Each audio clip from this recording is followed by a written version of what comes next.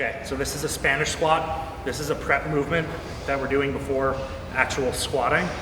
So what the bands are doing, pulling on the back of his knees directly and having a straight line path forward.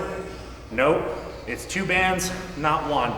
Having 1 band is gonna try and pull your knees in like this excessively, and you're trying to have this like outward knee cue is really counterproductive for actual squatting mechanics. You don't wanna start cueing that and then get under a bar where that's not necessary and will be detrimental.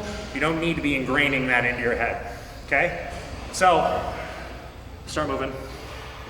Major thing, you need knee travel for a squat to go well. So this is cueing him to allow his knees to come forward as far as he can get them while keeping himself upright. Keep going.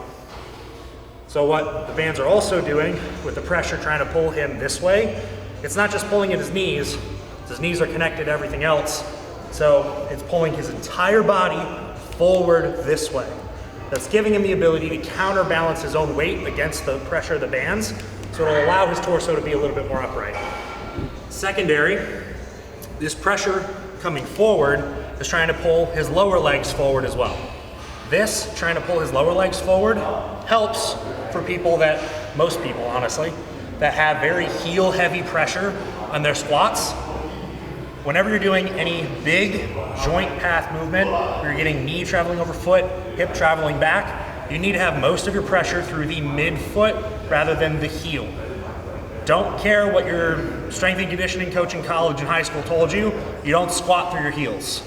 You squat through your whole foot. So you need the pressure centered at the midfoot, as well as when you have a bar on you, you're going to align yourself with the bar so that the bar settles itself over midfoot in space.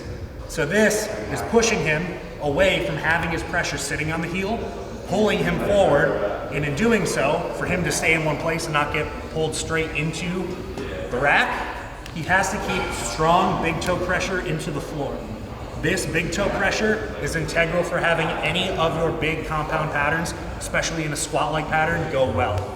So this is really good also for having knees working well while you're doing anything under load.